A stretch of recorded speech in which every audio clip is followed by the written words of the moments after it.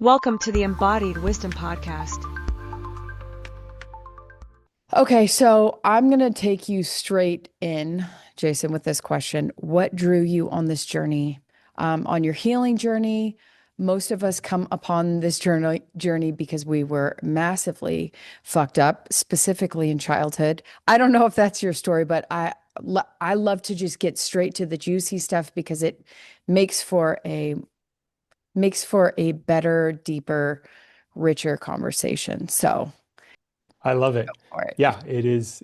That story is a big part of my story and the work I'm now passionate about. Mm-hmm. In that, for those listening, can't see, I'm a white guy raised in the Midwest of the U.S., lower middle class, and had a lot of privilege afforded to me in that, that a lot of people, are increasingly aware of. But the thing, it took me a while to figure this out, so to speak, as a lot of people do about their early childhood when it's not acutely traumatic, let's say. But I was a child of neglect. And so my basic security needs were met in terms of food, shelter, stable family in the sense my parents lived in the same house. But what my family did not have was any sense of interiority or physical connection. So there was no emotional connection and little to no touch.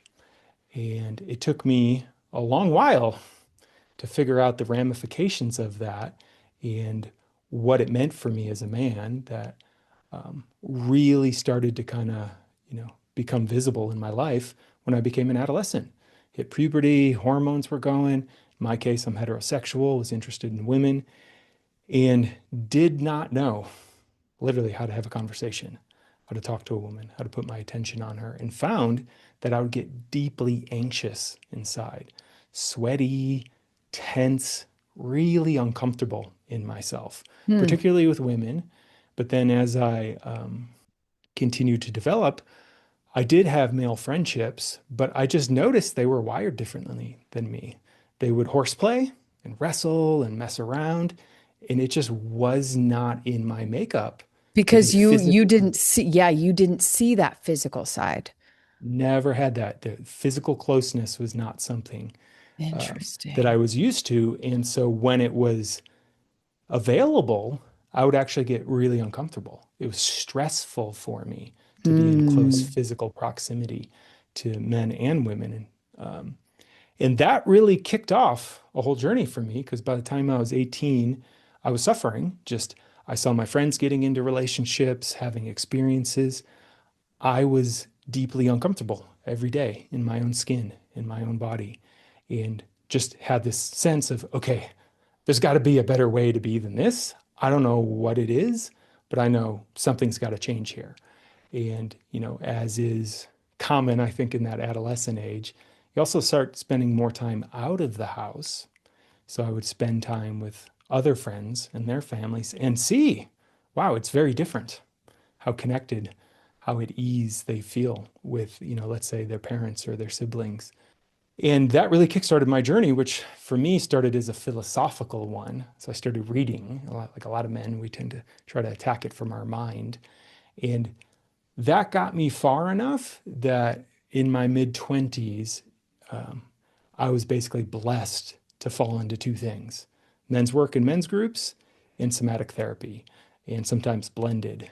And in those early experiences of that, my life started to change more than anything else that I had done so far, including talk therapy. Um, Of and I got course. so passionate about it, Hmm. so into it for my own journey, I just started talking about this stuff. And other men started asking me, how do I join a men's group? Can I join your group or whatever that is?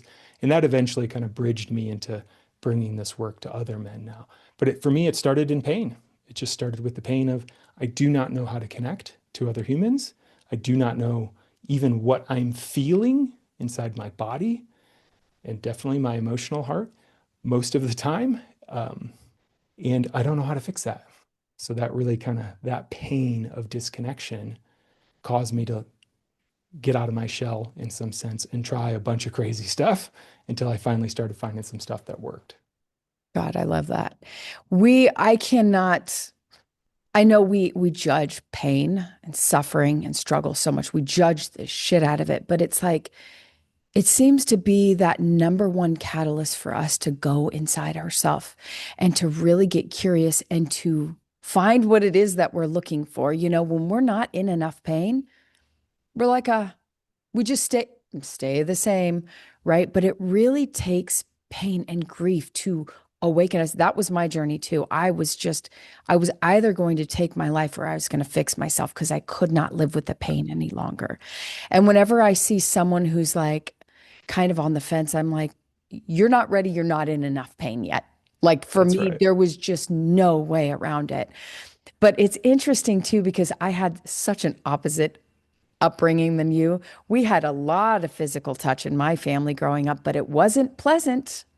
Hmm. Every single day it was physical violence in my house. Yeah. So it's just interesting how much and then I remember thinking, oh, this is just the way every family operates. And then going into other people's house, I'm like, how come they're not beating the shit out of each other? This is weird. So I had a very strange relationship with physical touch too. And then Hmm. sexual is a whole nother layer, all the sexual shit. So it's just Yeah. interesting. Like we all have our own unique individual experiences, but it's still painful. And a lot of people come to me and say, I didn't go through anything traumatic in childhood. And I'm like, bullshit. You Mm. adopted all your parents' pain, their trauma, all their undealt with wounding you inherited on the moment of conception. And in fact, that goes back 7 generations on both sides. So even if you don't have the memories to match, you still are carrying pain within your field, within your body that was gifted to you. Thank you, parents. So true. It's funny you say that because one of the number one red flags I have when I start getting to know men um, is when they say, I had a pretty good childhood. And then we start to dig in to even if there was love, let's say my parents cared, there's almost always missing nutrients, like I literally just love that the term. healthy Hmm. nutrients we all need to grow optimally. And as we start to uncover that, it's often quite a realization that, oh, yeah, there actually was quite a bit that I've just normalized that I didn't have, or often quite a bit of unconscious loyalty to our parents. They were doing the best they could, and da da da da. And it's a delicate thing I often have to work with men to both honor and acknowledge impact. Yeah, Honor that's they the were big doing the thing. best they could, but there's still an impact to what they were able and were not able to give you. And if you don't come to terms with that, something will force you to eventually in some kind of pain. Yeah, I mean, we always want to get to that place where we honor the fact that our parents really did do the best that they could. They went through their own trauma and it was Yep. diluted by the time it got to us. So, you know, when I go back down my specifically my dad's line, there's so much trauma there that he experienced that I didn't. So there's that part of it where I get to be angry about the nutrients, as you put it, that wasn't given me. I got to deal with that part too and then get to the place as well where I can have so much compassion saying, I know your intentions were not to destroy my spirit, to hurt me so deeply. So both parts are equally important. So I love that you get to that Hmm. place with these men. I would love to talk about what you do in these men's circles because I've had quite a few conversations with men in the past week on my podcast who have their own men's circles. And I haven't really dug into what the heck we do in these circles. And I gotta admit, I'm really curious. What do you do and what do you do there? Yeah, sure. So, men's group and men's circles, it's kind of like the term meditation. If someone's like, hey, I Mhm. meditate, and you're like, well, what kind? Right? There's like an infinite variety. Same is true of a men's group and men's circle. But how I like the most bottom line basic thing I often frame is one of the challenges for us men in particular. There's all kinds of cultural crap we absorb of what a man is supposed to be. But one thing most guys do, both somewhat because of chemistry and neurobiology, but also because of culture, is we're taught and we then continue connecting through what I call triangulation, which means me and you put our attention on some third thing, and the connection we form comes from that. So that might be watching a sports game, fishing, working on a truck or a car. Quite literally, oftentimes it means our bodies are not facing each other. We are facing some third thing. And we get connected to each other in a sense, but our attention is being mediated through this third thing. This That's has a time and place. It's a great thing. There's all kinds of positives to it, but it misses, like we were just talking about, a key nutrient. And this is something I hear from guys all the time. I just went out with my friends to the bar. I spent a weekend with my buddies, and they don't even know my wife's about to leave me, or that I don't know how I'm going to pay rent next month, or whatever, or I have a health crisis that is stressing me out, because we're not taught to relate to each other in that process of triangulation. So at its most basic, a good men's group or men's circle is what happens when we take that attention and turn it on each other. Hey, what's going on in your life right now? Where are you in pain? What are you working on? What are you scared about? Where do you need help? What are you trying to move your life towards? Some basic stuff in a sense, but that a lot of men do not have the wiring for how to talk wow. about. I had a really hard day. This happened and I'm scared, right? Like just doesn't come through. You just talk about the game, we go up to surface. By default, men will often regress to talking about things, right? Rather than what's going on inside of us or between us. And so a men's group is when we turn that attention on each other, and in a large part, teach each other to go deeper. And one of the great gifts of the types of men's groups I lead are to help men connect more deeply to their immediate felt body experience. What is it actually like to be in my body, including my heart, right now? And a lot of men have no training to talk about that experience. We're not taught it from when we're young. We're actually taught away from it and rewarded from not doing it in a lot of ways. And so this causes a lot of pain in men because stuff happens inside of us. We often don't have the words to describe it. Right? My first 15 years in the work, someone asked me, how are you? I'm fine. Are you okay? Yeah, I'm good.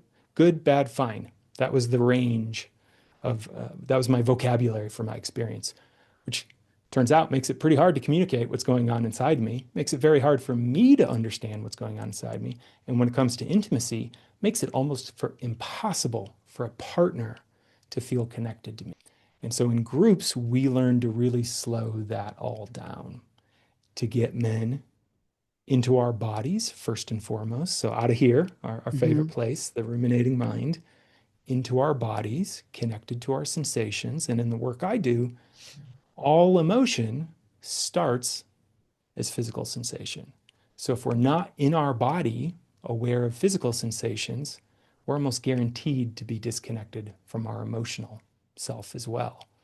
But it doesn't go anywhere, right? So all this stressful stuff starts happening to men. We've been cultured to not talk to other men about it. We haven't been given the tools to identify it in ourselves, let alone what to do about it. We feel dysregulated, so what do?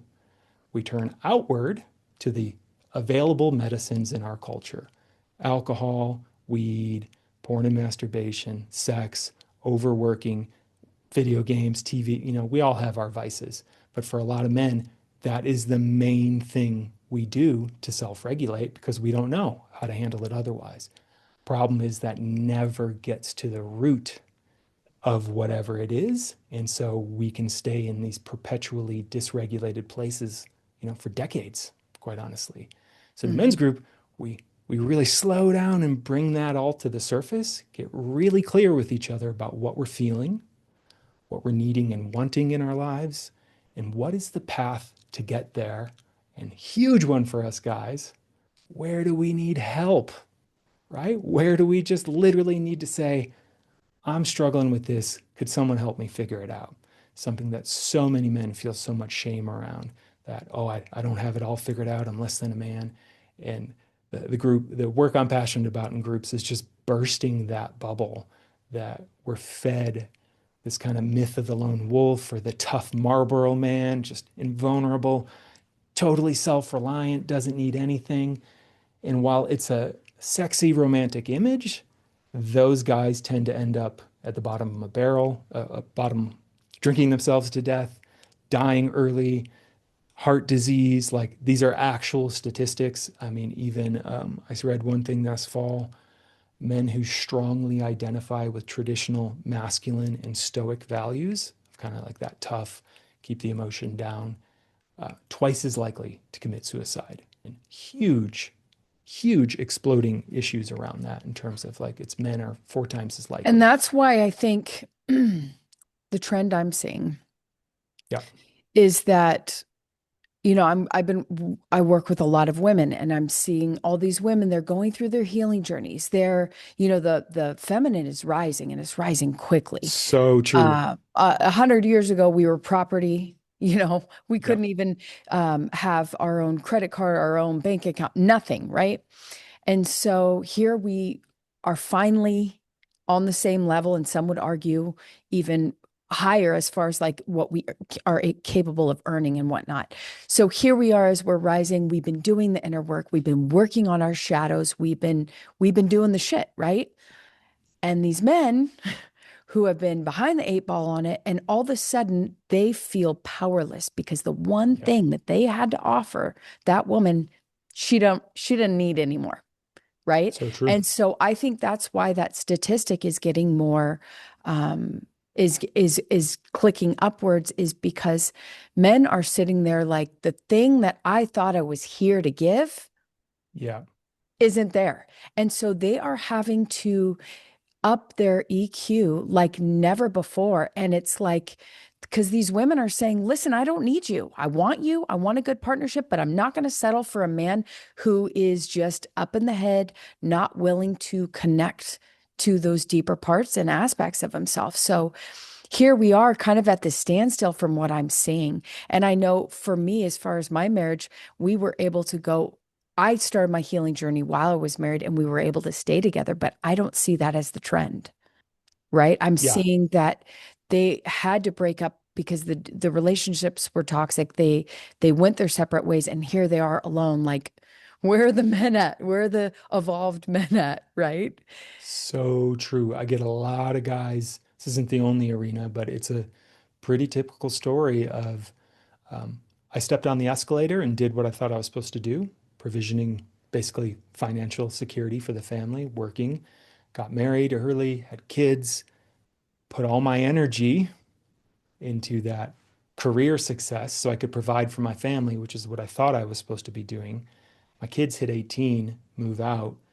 Wife comes to me and says, "We haven't had a relationship in 20 years. I have no connection to you. I'm out. I'm done." Kids are like, "You weren't even around to raise us." And the man's left like, I thought I was doing what I was supposed to do.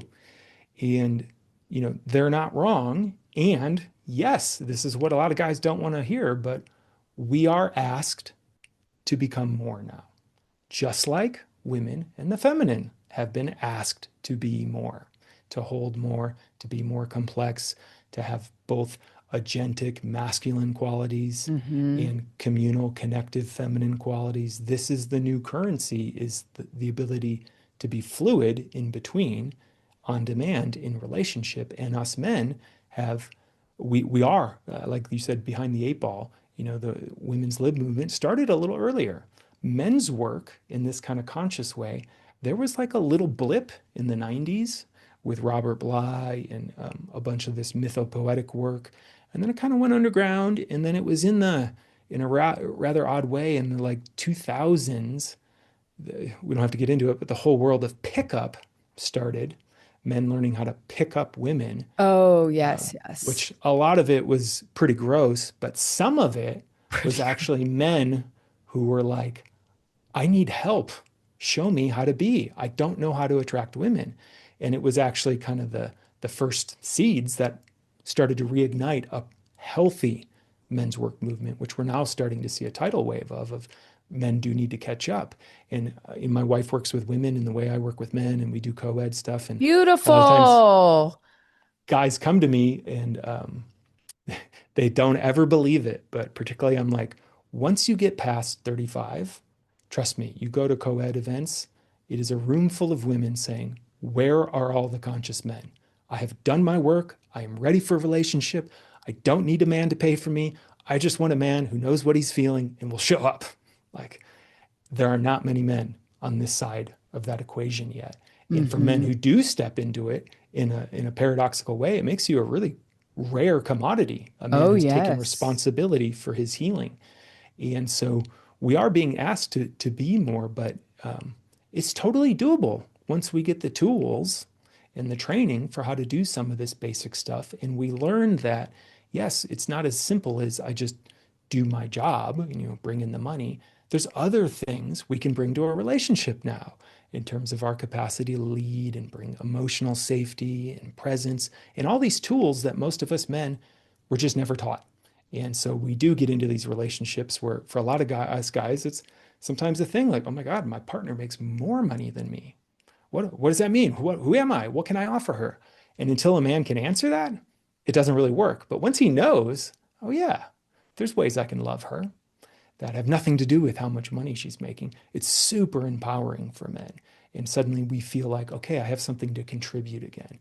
And that's a pain I see a lot of men in is most men I know want to be contributing positively, but they do not know what that looks like these days because we're having so little positive masculinity modeled for us.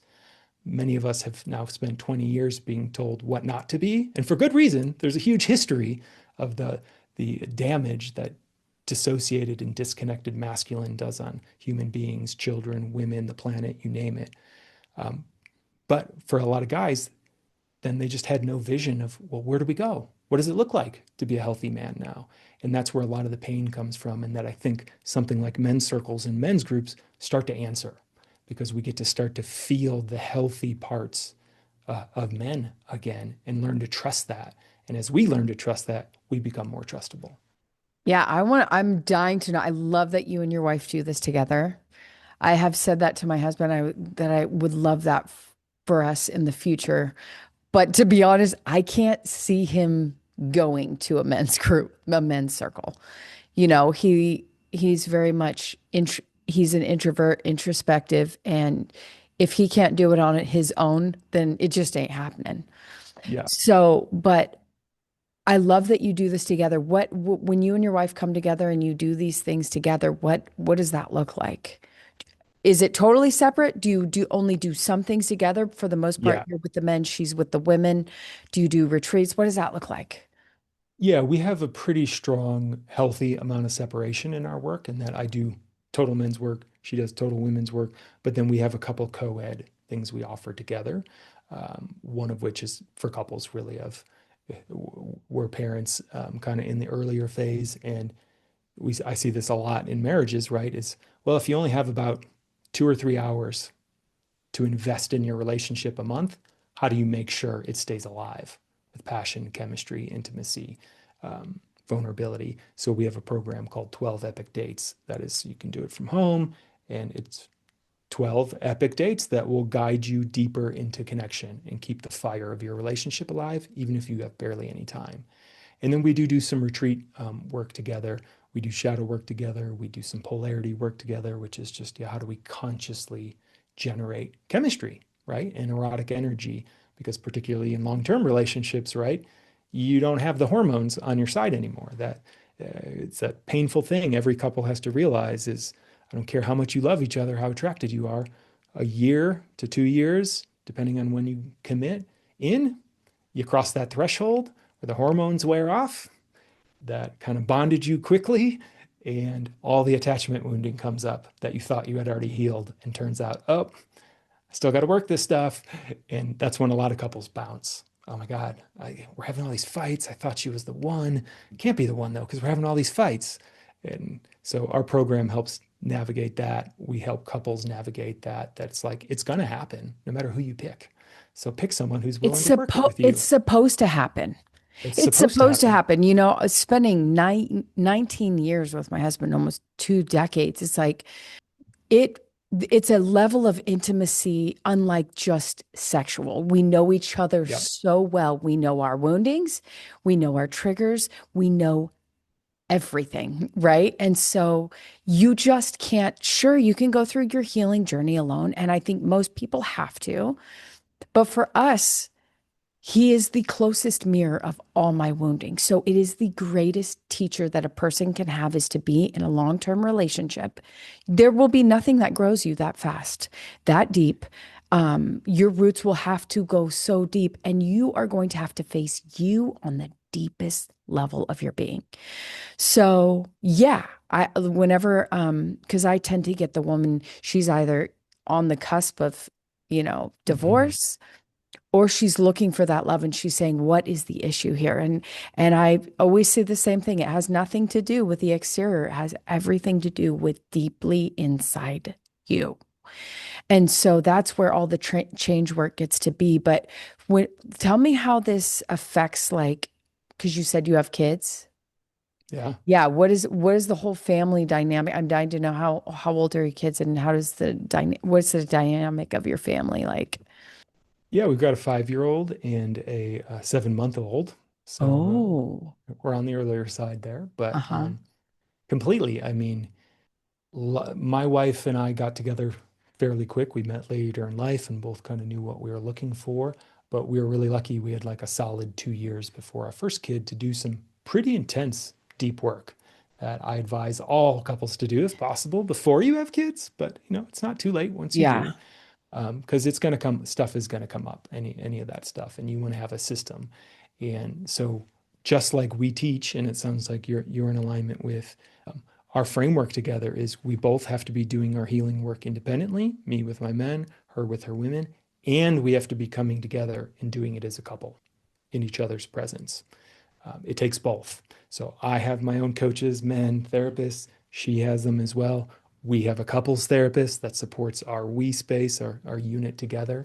And as kids become involved, it becomes even more important because you have less time, right? A lot of the priority and focus goes on to the kids and their well-being. And so this is one of the big shifts I tend to support men in, is one of the most powerful ways you can impact your life and family is when that happens, where I'm very involved in my kid's life. My wife and I both work from home. We're entrepreneurs. It's Mhm. not quite 50-50, but I'm with my kids a large chunk of the day.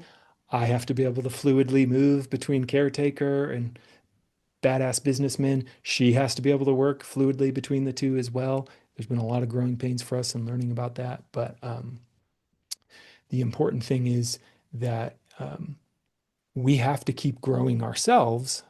Otherwise, what I've seen quite literally is we default to parenting our kids how we were parented.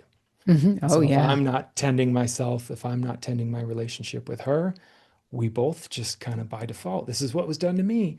And if we don't bring that consciously, it's a really, really big deal. And so for us, you're right. Just like the same way an intimate relationship throws it all in your face, so does being a parent, I think. Kids Oh just bring up gosh. Yes. so Just wait much. till you get to the teenage years, Yeah. Jason. I can only I imagine have from what I've we heard. have three daughters, 16, 15, and 7. And that is, I mean, every season is challenging, but you're right, it is a mirror and it is a growing process. And that's why we get to be so graceful and compassionate towards ourselves, because the challenges don't stop. I don't believe Yeah, that they stop until we totally. transition out of the lineage and the meat suit and all the things. But yes, the people in your home are the greatest reflectors of what you got going on internally. And that, so to kind of tie it all together into kids and family, I'm very involved and totally sober. My wife does more, just particularly in the infant phase. She breastfeed, like she does more. I try Yeah. to do a lot and she does more. And that's often just for whatever reason how it breaks down. So one way men can have a huge impact in their family system and in relationship is by taking on the mantle of I am going to become the caretaker of our relationship, meaning to make sure our connection is healthy and thriving, which means you have to be healthy and thriving as my partner so that you can show up for the kids and so we can show up for each other. And so this comes right back to that skill set of men have to learn to become the emotional leaders of the relationship as well. To, hey, it feels like something's off, right? I've noticed you've been a little snippy, it's felt like to me you've been a little snippy. Is there something going on? Are you mad at me? Did I not? To be the one to confront it and not, as many men do, offload that emotional labor onto our partners, who they have to then be the ones to bring up the thing. And, oh, but I don't want to nag him because I'm always bringing it. And then it creates this whole thing. But when we step into that, creating times and places for us to get honest, real, vulnerable, and to connect, right? Meaning, it's a battle for our son was not even 2 months over Christmas. We went down and saw my mom and aunt, and, we were able to get our first 2 hours away. And our rule was no talking about work and no talking about the kids. And it was really hard. It was really hard 8 years in. And with that, oh yeah, you're a human that I fell in love with, who has a heart and interests and passions. And it's so easy to default to that other stuff, right? But as men, we can take the lead on creating experiences and dates to connect, to have fun, to reestablish our independent connection that exists without our family, without our kids, to keep that fire alive. Because when we keep that fire alive, what I have found is the whole family system thrives. If my wife and I's connection is alive and vibrant, the kids do better. The whole thing does better. And again, hundreds of men I've worked with, the story oldest time I get from guys is, yeah, my parents, best case, a lot of times they never fought, but they're actually just kind of roommates. They lived in the same house. I never saw them intimate with each other. I didn't really get a sense of their passion. They weren't very playful. They didn't do things together. And lo and behold, what does that do? It imprints on us what that's supposed to feel like and look like. And then we get into the very similar relationships where it's just like, yeah, there's no chemistry. There's nothing alive here because we never had it modeled for us. So one of the greatest gifts we can give our kids as parents is to have a thriving, kick-ass relationship that we're happy and vibrant and having good sex and loving each other and having good, healthy fights and all of that, because they absorb that. And then when we anchor that, just to tie it together here, where we stay committed to growing, we teach them that, hey, growth's part of life. You don't have to be perfect. You make some mistakes and you learn and grow. You make some mistakes and you learn and grow. Mom and dad are doing that. You're going to do that too. It's totally normal in our family. So it adds a lot of complexity once kids come online, but in some sense, it makes the skills that we need as men, but as humans, to be able to keep the connection alive even more important, because you don't just get it by default anymore, right? Of just, oh yeah, we have time to go on a vacation or an adventure. We have to put it on our schedule and prioritize the health of our relational unit. Yeah. And the theme I'm hearing through all of it is just awareness. It's an awareness, right? It's an expectation and an awareness. You're saying I'm committed to creating a beautiful family unit that I didn't get to experience. Therefore, my intention is to take all the responsibility on myself and create it, right?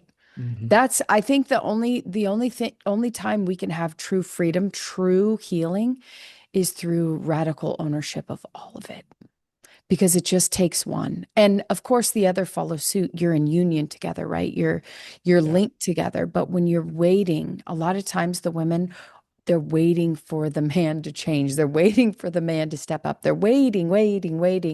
And I tell them, it really only takes one to step up and say, hey, I'm changing the whole program. For me and my partnership, it was me. And he didn't follow suit for a while. Because we were in a very toxic relationship with all those programs for a long time. I'd say the majority of our relationship, but it only took me saying, yeah, I'm done with that pattern. We're creating something new. And if it's with you, cool. And if it's not, that's okay. But I'm not going to live that toxic pattern anymore. Thank you so much for the beauty, everything you said. It was so much wisdom. I encourage all you men, if you don't have a men's group, please reach out to Jason. Get you a men's group. Women, encourage the men in your life, and this doesn't even have to be those you're in partnership. I like when I through these conversations, I'm thinking of my brothers. I'm thinking of friends, other males that could really utilize a men's group like this because they haven't given permission to even connect to their emotions. That's what I Yeah. find when I work with men. It is so frustrating for me because I can't even get them to put the plug even near the outlet to plug into their emotions. It's like they're so resistant. They're like, I don't want to feel anything. And I'm like, you got Yeah. to feel it to heal it. So when they have the safety of a group where they're like, we're all men, we've all been programmed with the same bogus system and coding. Let's let's break it down together. Like that is fucking beautiful. So thank you for what it is you do. Please tell everyone where they could find you and your any offerings that you have. Yeah, I mean, most simply, my organization, Evolutionary Men, its goal is every man should be in a men's group. I think it's one of the biggest leverage points we have for tipping the world to be a better place right now.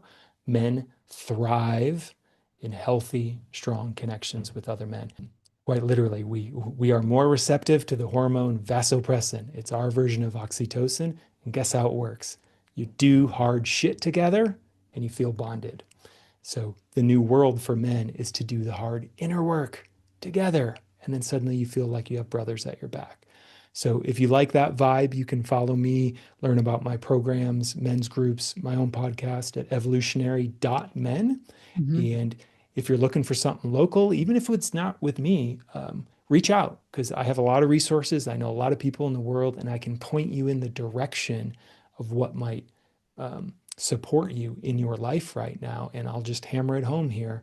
Uh, you'll thrive more when you stop doing it alone. Guys make more money, they have better sex, they get better relationships, they lose weight when they're in community. There is a reason, guys push back with all kinds of stuff. There's a reason we train SEAL teams and not individual SEALs because the team is way more powerful than the individual. Yes. Yes. Thank you so much, Jason. You have been a wealth of knowledge, and thank you for coming on and sharing it with us. Such a pleasure. Thank you.